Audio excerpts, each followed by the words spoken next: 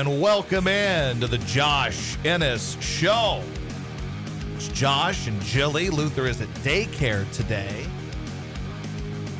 Had a spirited radio show today on 97.5. Actually, the first hour of the 97.5 show, I'd argue, was one of the better hours that we've had on the 97.5 show. Well, that's good. How about that? That's great. Yes, it is great news. So that was good. Had Hooters for lunch today. That was a fine time. Little hooty hoots for you, although it ran right through me. As my grandma would say, made my bowels run like water. But what doesn't with you? Well, some things don't, but today, like, sometimes spicy food does that. All right, so, like, it is what it is.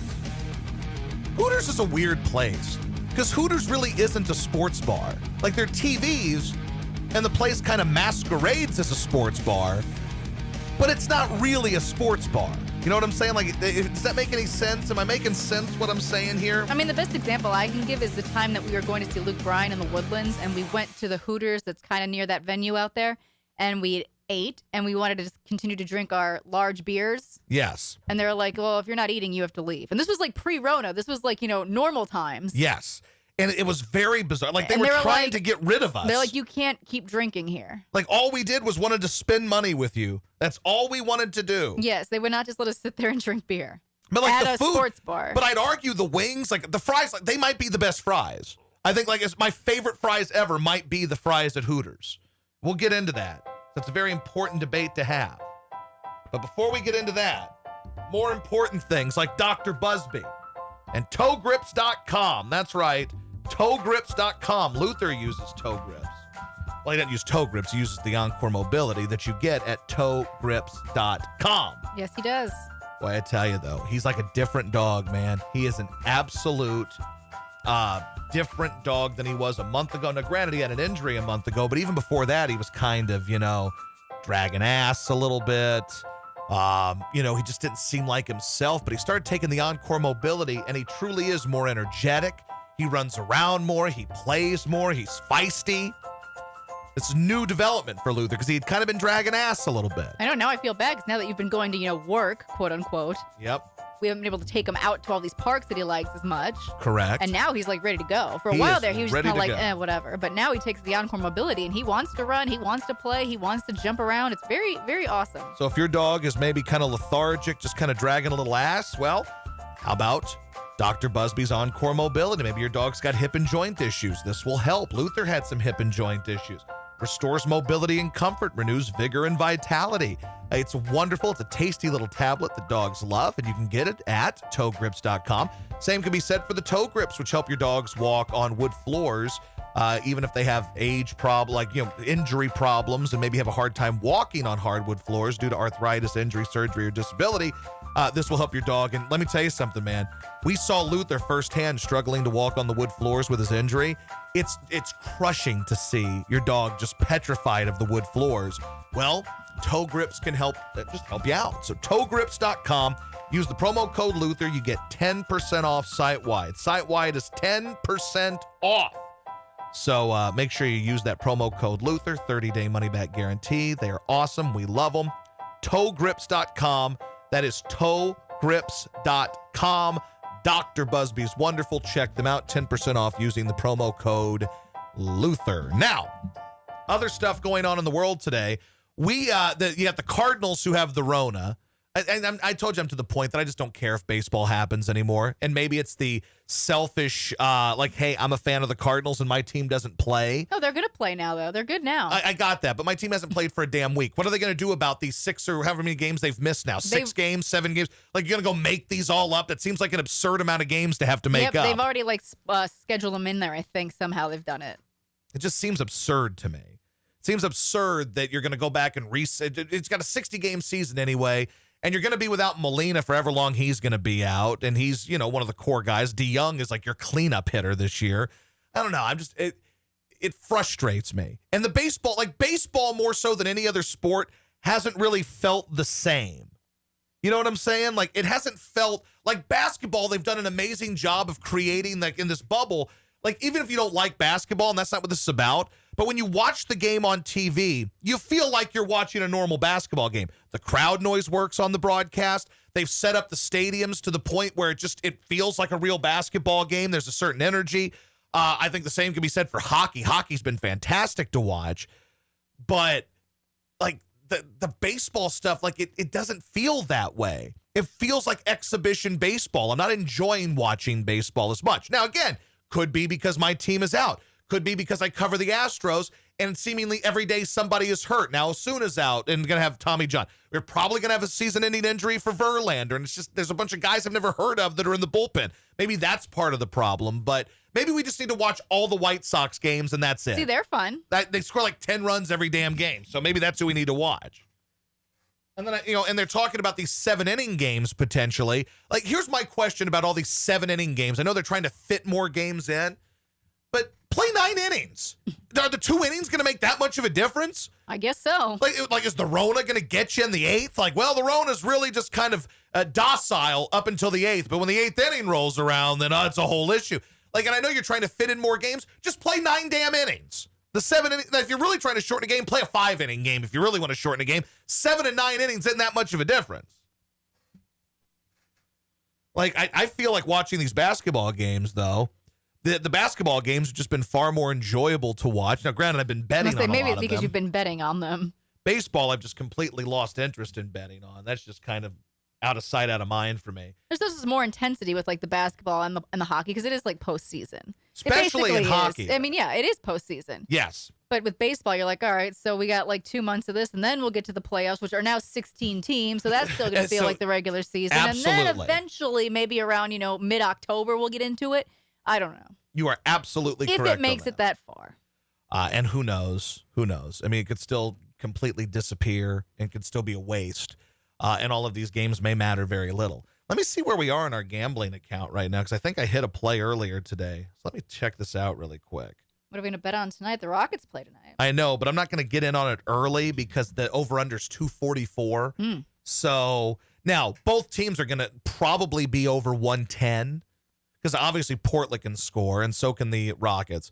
So there's going to be some points scored in that game tonight. Now, obviously with the 244 over-under, but I don't take unders. I refuse to bet unders. I don't like betting unders. So I just wait until the right time to jump in on an over. So that's what I'm going to do. And I know that's kind of a pain in the ass because, like, I have to sit there on my phone all the time and be like, all right, now's the right time. Now's the right time. Well, so it's I not get a pain in the ass when we're watching. That's what I've discussed. Like I told you yesterday, it's not a pain in the ass when we're actually watching the game because we can see it happening. What really just drives me nuts is when we're just, like, out eating lunch or in the car and you're driving and you're sitting here scrolling. We're not even watching the game. Like, why are you betting on this? Like, unless you're that's it. Because I'm trying to make money. Well, do it when you're watching the game. Otherwise, it's really, really obnoxious. Okay, I get that. I respect that. Plus, the fun of the betting is you're watching the game. Correct. But, like, sometimes you got to get the bet in. So then we get home and we're watching it. It's kind of, like, at least there's something there and I don't have to be sitting around doing it. You know what I'm saying? But I'm trying to see. I think my bookie might be down. By the way, if you want to get into sports betting, mybookie.ag, and you can use the promo code radio. That would help us out. Thank you very much. Celtics Heat tonight. That could be fun, too. Right now, the Suns are beating the Clippers. How about that? Josh, the last-minute live over bet is great advice. Well, today I got lucky on one because I played the Dallas Mavericks game, and that game happened to go to overtime, so I got lucky in that one. But it's a good system. I am a big supporter of this system that I've used since I started betting on European basketball. And at the time, before they cut my account down at lousy-ass Bovada, and Bovada is lousy, because I was kicking ass, and I was betting $1,000 a game. Now, granted, it's not like I put $1,000 in there at once, which I mean, ultimately, I put in a lot of money into Bovada. But at the time, I just started betting on these individual games in the last minute. Didn't know anything about the teams. Didn't know anything about the leagues. All I knew about it was that I think it stopped with 6 minutes to go. So the last time you can get in on an over-under bet was at the 6-minute mark of the game. And I just randomly started taking overs on live bets. And I would bet $1,000, $1,000, $1,000. And eventually I got up to about $20,000, which is pretty badass. Then I went back down to 1,000. And then I got back up to 20-something thousand again doing it. But again, I understand that, it was a brilliant system and I handled taking the money out poorly because it takes for fucking ever on a lot of these sites. Here's one thing I have learned. Using Bitcoin to take. Now, I haven't tried this yet, but I've heard it from a lot of people, and I did open up a Bitcoin wallet. Oh, boy. Okay. What I have heard from people is that the deposits and the withdrawals are a lot faster using Bitcoin. So, because when you have to sit around for a week or two waiting for a check, and that's what they want you to do, they want you to get bored. And I fell into the trap. Yeah. The trap is, you'd like to just, it'd be great to take out 15,000, bam, right there. It makes sense. If I were in Vegas and there were $20,000 sitting there, I would take out 17 of it and I'd be made, right? Well, on these things, they're like, well, you can only take out 2,500. And once you take out that 2,500, it has to be accepted that you're taking out 2,500. That takes 3 days. Then they send you a check. That takes 2 weeks. By the time you get it, you've already gambled all the money away anyway. So obviously there's a setup to what a lot of these sites do. But the big thing and the difference in a lot of this is, I guess, Bitcoin, it's almost instant. Like this, I see my bank won't take paper check. They only accept the direct deposit. Some are like that. There was a stretch where I'd sit around and wait, and there'd be a UPS package that would come in with a $3,000 check from Guam. But apparently, things are better if you use Bitcoin. Now, at the moment, it appears maybe my bookie is down. My bookie, you know what I did? They said, we can't take this guy bending us over anymore. This guy is bending us over with the system that kicks ass, and we cannot do this anymore. We are out. We have quit. My bookie has decided that they have given up on everything because they know my system and they know that my proven gist system works. Now, again, you don't bet on every game in the last 4 minute over under. You got to kind of look at, and it's not always in the last 4 minutes. You might look at the 8 minute mark. It might be the third quarter, and you might say, oh boy, look, they just went on a stretch where they didn't score for 2 minutes. So the over under went from 220.5 to 213.5. Then you have to ask yourself, is it ever, do you believe that it's ever going to go lower than 213.5? Do you jump on it then? Because sometimes you do that and then, bam, 2 minutes later, they've each scored 8 points in the next 2 minutes, and then boom, it shoots back up. So it's not just 4 minutes, go make the bet. You do have to look and see if you feel, you got to look at the way the teams are trending. Are they scoring points in the fourth quarter? There's a lot of different things you look at, but that's the gist system. Boy, so the Flyers play at 3 o'clock on Thursday. Sucks to be you. It does. It does. Well, I'll get to catch the second and third period. The show will end at 4, so by the time the first period happens, there'll be that, and it'll be intermission. I'll drive home, and it should be fine. There you go. And what is that, Thursday? Thursday. Oh, good, because tomorrow I have to stay after for a few minutes because I have to take a picture in my fancy mask from Boomer Naturals. Oh, fun. Because they want pictures. Now, I look awful, and I've probably gained 20 pounds in the last month. My weight can fluctuate, friends. My hair looks terrible. I understand. I got to text Gabriel and say, listen, my hair's out of control. I'm fat again. Not that I was ever skinny, but I had lost 30 pounds and was feeling pretty good. That's your boy, though. That's what I do. I lose weight. I put on weight. I lose it again. It's all about what mood I'm in. If I go 2 months and I'm in a good zone, I can lose weight. Then once I give up on that zone, I'm kind of in the new zone, and it's well, who cares if I eat 2 orders of fries at Hooters and 10 wings and a Caesar salad? Who cares? Right. The toilet cared. I can tell you the that. The whole house smells. I apologize for that. I would love to meet up at the dog track. Don't do dog tracks. Don't like horse tracks either. I feel bad for the horses and the dogs. I watched a horse just get put down at Delta Downs after busting up a leg. And I understand that they're kind of worthless to these people once they break a leg. But they put up a sheet and you know what's happening behind that sheet. And I didn't like it. I don't like to bet on horses. Now, I'd go to the Kentucky Derby just to say I did it. But it's not like I like to sit around and bet on horses. Now, when I had gotten into degenerate status, and the only thing that was going on was horses, I knew nothing about them, but I put in $10 on a horse just to do it, Let's see here. And another thing, speaking of degenerate status, here's one thing, and I would urge you to not do this. But sometimes at 2 or 3 in the morning, the only thing, if you're up and you got nothing else going on, your lady's asleep and you're just kind of bored, it can happen to me, on occasion, right? Usually I've got to start dozing off anyway. But so the other night, I was looking at mybookie.ag, promo code radio, and I was looking at the site, and I was seeing what was available to bet on at 2 in the morning. I was just bored. I didn't know if there was soccer or something. And there was something called TT. What the hell is TT? It's TT Liga Russia, TT Liga Ukraine. What the hell is this? So I look it up. table tennis. And I'm like, all right, I'll just take a couple of heavy favorites in this, and I'll make a parlay. You might actually have a problem. I don't. I was just bored. Like, I don't do it every day. Well, That when was you're just bored and your intuition is to go bet on table tennis, you might have First a of all, problem. my intuition was not to bet on to table go tennis. look for something to bet on, though. That's a bit of an addiction. It's Like, not that's an what we were addiction. trying to avoid when Okay, we got but I'm back not, in though, on but this. I'm not, because I'm not doing that. I did it one time because I was curious about it, and then I don't bet on table tennis. But I saw TT, and I go, well, what the hell is TT? I'm curious about this TT. So it turns out it's table tennis, ping pong. So Forrest Gump type stuff. So I just said anything if you can find any sport and just bet on 3 heavy favorites in a parlay and put in $100, you can win $150, $200. But my question is, would you do that in Vegas in person? No, God, no, I wouldn't So bet on that's table the tennis. problem. Okay, well, this thing is, I did it once. Then you'll do it again. Well, I possibly, but I did it once, and it didn't win. I'm like, well, this person was minus 300. How do you lose at table tennis when you're minus 300? And then I said, well, this is stupid. I only do that whenever I lose a couple times and I'm angry. Yeah, and that's what you have to stop doing. Because the next thing you know, we're back to $12,000 in gambling debt. But we're not but that's not true. We will be. But we're not, because it's not like I'm putting in more money to do that. I'm doing it in the account. You already put in more money once. Okay, and the deal was we were going to put in $200 to start, and that was it. Okay, but at least I'm at a point now where I've got almost enough in there. What was our thing? We were going to go to 1,000, and each time we get to 1,000, we're going to take out 500, right? That was kind of the plan. Right. I believe after that hit today, I'm in like the 700 range. So we're getting pretty close. So then throw $100 on table tennis. Okay, but again, I'm in a good mood because I've been hitting, so I'm not trying to make up for it. It's like the same kind of logic that people had on Monday Night Football and why it was such a heavily bet game for so long, because the people that lost on Sunday were trying to make up for that with Monday Night Football. No, I get it. That's what Ukrainian table tennis was You've for got me. Self-control here. Josh needs to play poker with Jerry Bo's online poker club. I don't play poker. I don't play cards. I will say this, though.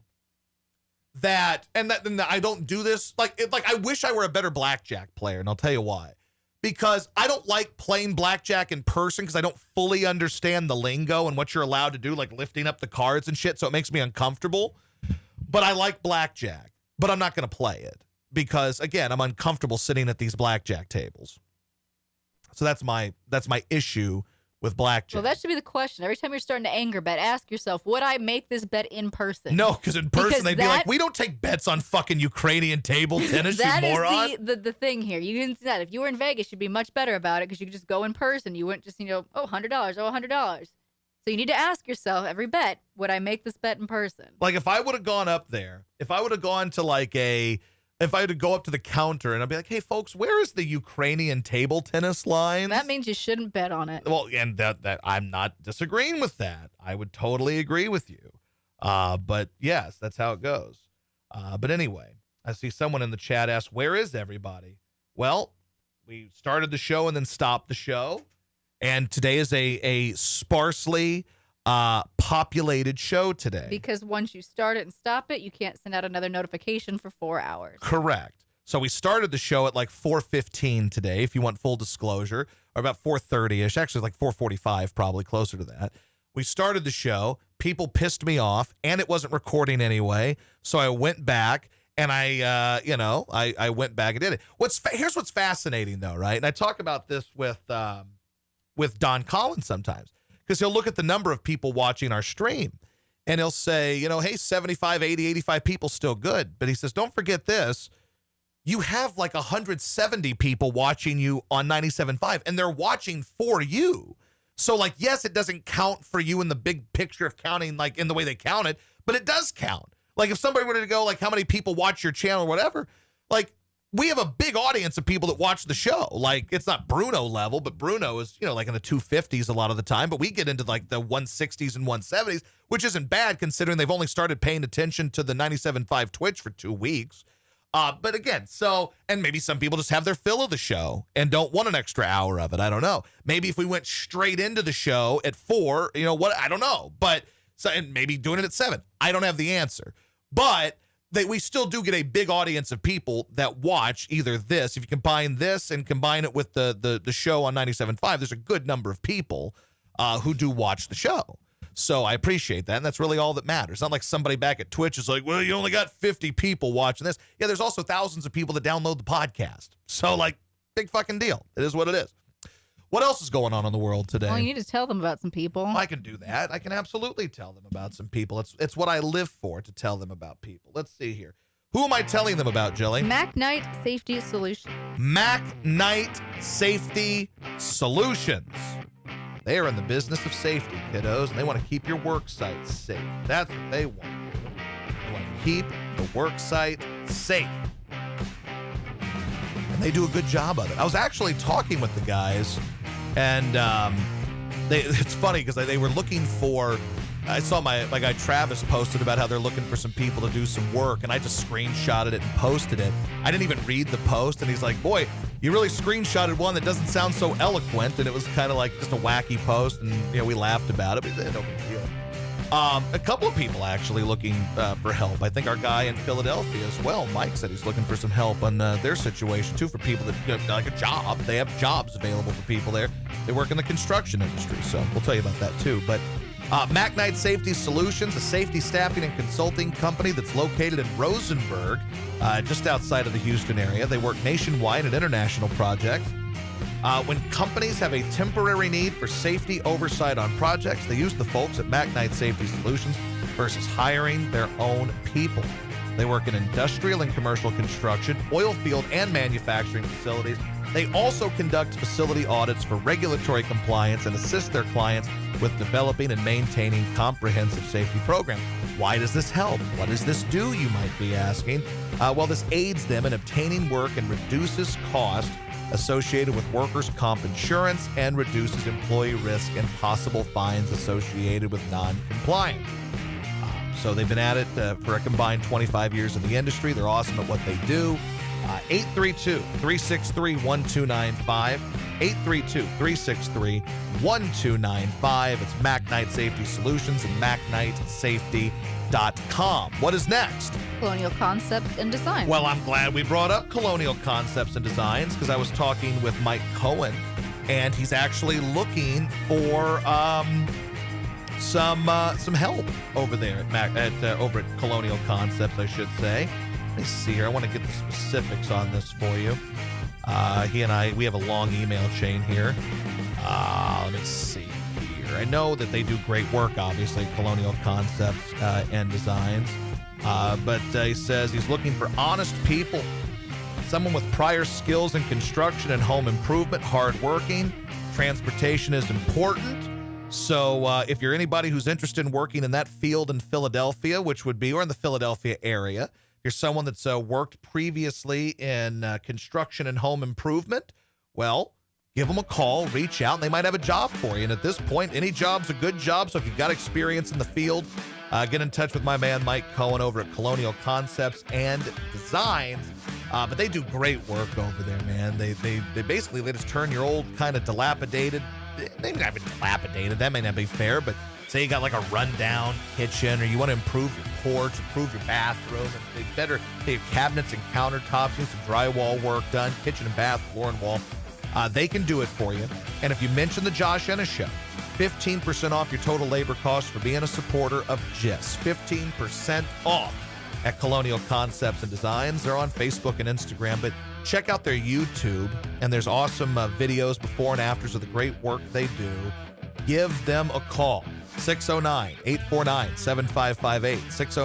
609-849-7558. Don't hire scummy people to work on your home. And if you're a good person in the Philadelphia area that's got some construction experience, bam, they might have a gig for you. Colonial Concepts and Designs.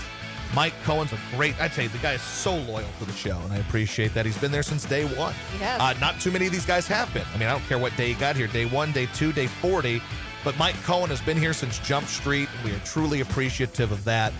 It's Mike with Colonial Concepts and Designs. Is that it? That's it. That is it, as it relates to the people that make the show go financially. We appreciate you. Thank you very much. We got into a nice discussion today on the show about Gary Patterson's use of the N-word. And I think it's actually a really good debate, a good topic, a good question to ask, right? And obviously there's some lousy player that wasn't getting playing time, and he was mad that the coach was busting his balls, so he was looking for an excuse to call the coach a racist, and that's why it became a story, right? Because that's clear. The guy said he was promised playing time as a freshman or whatever. He didn't get it, so he used this as an opportunity to rip the coach. This story goes, Patterson has apologized because he used the N-word. How did he use the N-word? Well, the context does matter. He was using it, telling a player on the team to stop saying that word in team meetings.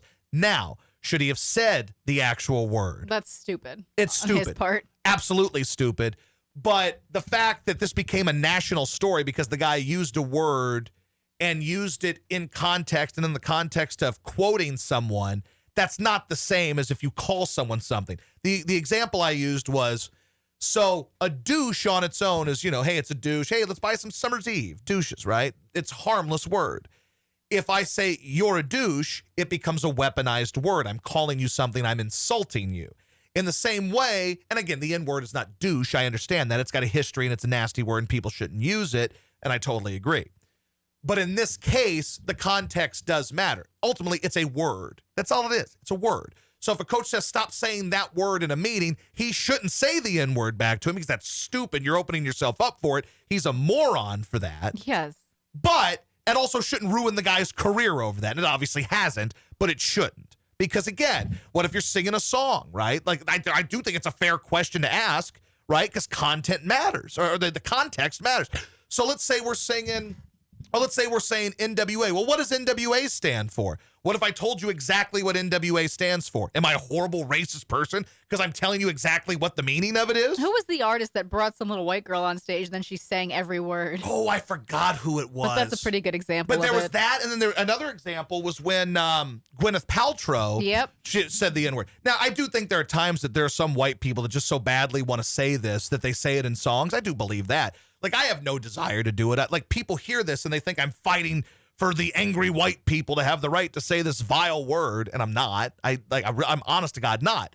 It's just a matter of ruining people and being upset over a word that is so flippantly used by black people in art, right? Like to me, that's like when you're like, if you said, tell me, like, let's say that somehow this was a question on Jeopardy, okay? It wouldn't be, but let's say it is. In this weird world, it's there. And the question or the answer was, they want you to tell me what NWA stands for. Let's say you say N-words with attitude. Is that the right answer? No. There's a word that it is. And you say the word that is the right answer. So I think people get really worked up over that. And sometimes in the case of this kid, I think he was really trying to tear down the coach because he was mad. He was mad that he doesn't play. And I think the coach was busting his balls at one point about his girlfriend. Like, he posted a picture of his girlfriend. Now, had he called the kid the N-word about that while busting his balls, I can see your issue. Correct. Well, if you call somebody the word, that's totally different. He told the kid to stop saying the word in meetings. He said, hey, stop using that. Okay. But again, he's an idiot for actually saying it. Correct. Like, I mean, to me, like, we're programmed to make sure it's N-word. Like, you're far more likely to slip up and say, fuck, or say anything else. Like, the odds of slipping up and saying the N-word, don't, like it's just kind of in your mind, don't do it. It's over if you do. Like, that's you're programmed in that way.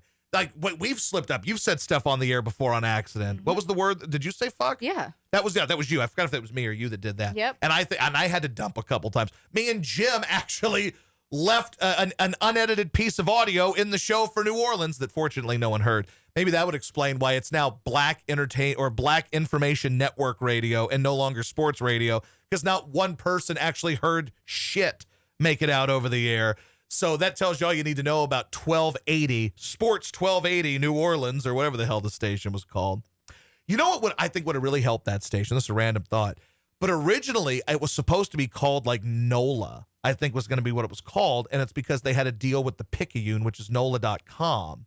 And I think it was going to be called like NOLA Sports 1280, which I think would have been a better name than, Sports 1280. Well, it couldn't have been any worse. Correct. And that was just a random thought, because I remember that initially there was a big deal. There was an agreement that they made with the newspaper, and the paper they were going to get to use some of their talent on the air, and they were going to promote the station in the paper. NOLA 1280, NOLA Sports 1280, and that would have been really cool. Would have had a cool color scheme maybe, but ultimately it just became Sports 1280 or 1280 New Orleans, or I forgot what the hell they called it. It was a waste of time anyway. Yes, to put a button on it, put a bow on it, put a nice little ribbon on it. Like Gary Patterson, there are different ways to judge people. If someone just flippantly uses a word over and over and they call people by this and refer to people by this, that's one thing. If you're quoting a movie, you're quoting an artist, you're telling someone to stop saying the particular word, that's not the same. And I'm glad that Gary Patterson hasn't, been eviscerated for this or lost his job over this. I'm actually surprised he hasn't, to be honest with you. Me too. I am. Saw another thing. A couple of things in USA Today made me laugh today that I was making fun of. One of them was a headline about LeBron, and the headline was, LeBron considered joining protests. Well, that's not news. Saying, I thought about it. Let me tell you something, guys. I thought about joining that protest, and let me tell you something. I damn near did it, but I didn't, and that's the story. LeBron almost joined protests. I was almost driven to do this, but I decided not to. So that was one of the things that made me laugh. There was another headline in there. Now I'm trying to remember it. It was so stupid. Well, first of all, the misleading headlines about Gary Patterson of Patterson apologizes for use of racial slur. Is it still a racial slur if it's not used as a racial slur? That would be my question, but that was one of the headlines that annoyed me. Oh, the other one that really pissed me off. So it was about football, and it was a picture of Drew Brees. Now watching black documentaries and being woke, so you know him. So Drew Brees, he of having zero conviction, Drew Brees. So the pictures of Drew Brees licking his hand, and it says, the biggest threat to sports is licking fingers. Okay. And there's Drew Brees licking his hand. And the whole story is about Drew Brees and, baseball players spitting. Nobody brings up that guys like LeBron and a lot of these basketball players wear mouthpieces. And I know they're in the bubble. Yeah, well, they're in the bubble. Yes. But it's not like these guys haven't been doing that forever, too. Who's to say that they didn't spread the Rona in February by taking mouthpieces out and high-fiving people with spit on their hands? Who's to say that didn't happen? And that's gross, right? That's pretty disgusting the way these guys, we saw it the other night. I pointed it out watching. I said, look at LeBron. Everybody's so worried about the Rona. LeBron takes his mouthpiece out, high-fives a dude with that hand, and puts the mouthpiece back in. So that annoyed me, too. Drew Brees is pandering, waste of everyone's time. Drew Brees has no backbone anymore. That makes me sad because I like Drew Brees, but now Drew Brees is an example of you got to stand for something or you fall for anything. Drew doesn't stand for anything. Nope. Drew is just kind of he's just kind of empty now. I look at Drew and I'm like, yeah, Drew, I don't feel it, bro. It's fine. If you want to say that, let me put it this way about Drew. Because I like him. I think he's a good person that got railroaded by this movement. But instead of just eating it and saying, hey, I screwed up and that's that, he's now doubling down on everything. Instead of just trying to do well, he's now having to deliver these grand gestures to confirm to everybody that he's a good person. There's no question he will be taking a knee this season. I don't know. I thought someone said he'd be standing, but I don't know. I don't believe that for a second. I think it'd be bad business for Drew what is good business for Drew Brees anymore? Guess what? The black folks you're pandering to don't like you, and the white folks who feel like you've just shunned them don't like you either. So I don't even know who he's pandering to anymore, he's a man without a country. That's Drew Brees. He's just kind of hovering. I get it. The black folks were angry that he admonished people for taking a knee. Fine, right? It is what it is. But it's possible to say, hey, my bad, I'm sorry that I offended you, without going so far extreme that you become a joke. You can say, maybe I could have worded it better, but I do believe that I should stand for the anthem, and I'm going to stand it. If my teammates want to kneel, they can kneel. That's fine. And it's not only that, though. It's how extreme he's gone in terms of trying to make, again, grand gestures. Yeah. Oh, guys, just random tweets hey, I watched the John Lewis documentary. Boy, that was powerful. Okay. Or what was it, the donation to the Black College Football Hall of Fame was one. Now you're just trying to. You were there is no evidence at all that Drew Brees is a bad person. There's none. He's seemingly, other than the fact that he's really tight with Ellen, who apparently is a horrible person. Yeah, the two of them, I guess, huh? The two biggest frauds in the world, Ellen and Drew, from New Orleans and best friends, and they together form this horrible duo of frauds. But in regards to Drew, the problem I have is the guy was seemingly just an A-plus human. Great with charities, took care of people, stayed in New Orleans when he became part of the community, all of that. And somehow he's gone from being a guy who was so kind of noble and honorable and did great things for people and didn't have to make giant news about it to now he's having to deliver these absurd gestures just to try to win back people who probably never liked the dude anyway, who are just basically forcing you to do this. That's what makes me sad. You want to stand for something, right? You know me. I don't give a shit if people take a knee for the national anthem. It doesn't faze me. It doesn't impact my life one way or the other. I understand that, especially now, people are doing it as basically because they have to. People are putting peace on the back of their jersey and I'm a man and say her name because they feel like they have to. They've been kind of beaten down and bullied into it, and that's fine, whatever. But I believe that you shouldn't back down to idiots and you should just be a good person and let you being a good person carry you. So what if some people trash you and say you're not a good person? You know who you are. Well, the thing is that everyone makes mistakes and everyone fucks up and says dumb shit, but he didn't really say anything horrible. No. At all. That's one thing. It'd be one so thing. That's what bothers me is that you're apologizing for nothing. And not only did he apologize for nothing, he's also gone completely double down on it and just really gone over the top with it. And it upsets me because now it's obvious what you're doing is fake, and then it calls into question anything you've ever done. Right. Right. So now all those times that you were making charitable donations to people, did you make these charitable donations because you're just a good person and you wanted to do this and you wanted to take care of people? Or did you do this because you just felt like it'd look good in the news? It'd be a positive in the news. And that bothers me because I mean, listen, Drew's a good dude. I've met him once, I think. I don't know. Listen, he might have weird kinky sex parties at his house for all I know. He might have donkey shows at his house. I have no idea what he does. But seemingly he's a stand-up guy. And he got railroaded hard by a bunch of opportunistic asshole teammates of his and people around the league. And he got railroaded real good, okay? And he did. That said, his reaction to it has been embarrassing. He looks like a clown.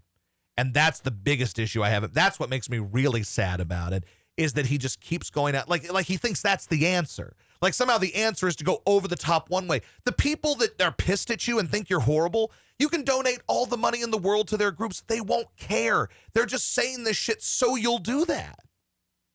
But that's kind of the way the world is. Like I saw a story, what was yesterday, about Dan Le Batard.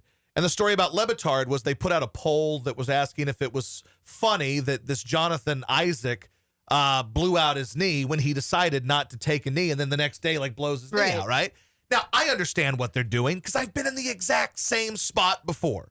I don't believe that Dan Le Batard was, rooting for the dude to blow his knee out. I understand his point. There is some level of irony that a guy blows his knee out when he's the only guy that's not taking a knee. I can understand it, and I can see the kind of irony and somewhat humor. It sucks the guy's hurt. I'm not rooting for it, but I get the joke. And I get that show. That show has always been about that. They put up stupid polls. That's what their bit is. Here's where I don't feel bad for people like Le Batard. Because while Le Batard is great at doing humor, Le Batard is also someone who's very, he's kind of in the woke category, and he's someone that's very judgmental of people, right? That's kind of his act. So it's your people that have destroyed humor. So you're trying to do a humorous show, and now you've got bitten by the same type of humor that you've always done. You're getting bitten by it by the people that you pander to. That's the part of it that's kind of funny to me. I've been screwed by Twitter before. You know this. Oh, yeah. I never got suspended over Twitter, did I? No, I had to issue the fake apology over Twitter about the cleft lip thing. And I had to issue the fake apology over it, right? Anybody who listens to the show and heard the content of the show knows exactly what I was doing. Same thing can be said for Le Batard. I understand his humor. He's been doing the same kind of stuff for a while. I understand it. And I'm all about it. But the angry people are always going to find a way to go after you. That happened to me. There was no context in my thing, and no one listened to my show, so they just went after me and assumed I'm a horrible person making fun of people with cleft lips. I don't believe that deep down, and a damn Le Batard was, celebrating that this guy Right, got and they hurt. put up But there dumb- is an irony in it, and I would agree with them in that. They put up dumb polls like that all the time. Like it's just their own people got them. Correct. And that should kind of teach you that you're going in the wrong direction when your own people will eat you. Because his audience is the type of people who would be worked up over that. Now, granted, there was also probably like the Clay Travis types on that side of things. Oh, Clay who was saw it as a fueling great- it too. Oh, I didn't see that. Yeah. I'm sure he did. Yeah. But that's the thing is, the reason that a Clay Travis can survive and the reason that he and his website can do what they do is because things have gone so far the other way that there's an audience of people who see this and they're looking to call you out for being hypocrites because you've spent so much time shitting on those people that now they're looking for an opportunity to destroy you. It's just an eye for an eye. That's what we are. We're a country of an eye for an eye, nonstop. Has Jimmy Kimmel ever gotten over his little fit? Well, he's not on TV currently. Still not? I don't think. And he'll be back at some point. Maybe he is back. I don't know. But he'll survive. A lot of these guys survive. So I'm sure he'll manage. But that's the point in all of this, is you get a bunch of people who have spent so much time telling, whether you're Trumpers, whether you're whatever, that these people are so bad and they're not woke and they don't understand things and they're ignorant and stupid. Well, those people will eventually have their time to go after you. And I don't think Dan Le Batard's a bad guy. I think their show is funny. I think it's more original than anything else on ESPN, which is dreadful. So good for him. But you have to understand that there's going to be the Clay Travises, especially because I think that Le Batard's gone after Clay Travis before anyway. So, of course, he's going to come back at you with a vengeance. He's got hundreds of thousands of followers. His website has a big audience. Jason Whitlock has moved to Nashville to be part of it. So you have to understand that that's going to be coming back your way. And it did for him. So I guess you got yours. So anyway, well, we got to go get Luther from daycare. Probably had a very busy day. I bet you he's all worn out and everything. He's such a little angel. He's doing so much better. Once I get everything set up better in here, we can go a little bit longer on these podcasts. I got to get back to doing that. Well, but today, too, you also had the round one hiccup. correct. That was about 20 some odd minutes. Yeah, and so it was it would have going normally well been- until the people pissed me off. So that kind of derailed everything today. So really, if you were part of that, you did get like about an hour plus of entertainment. Yes. So anyway, let me say goodbye to the podcast audience. Goodbye, friends. I say goodbye to them. And we will say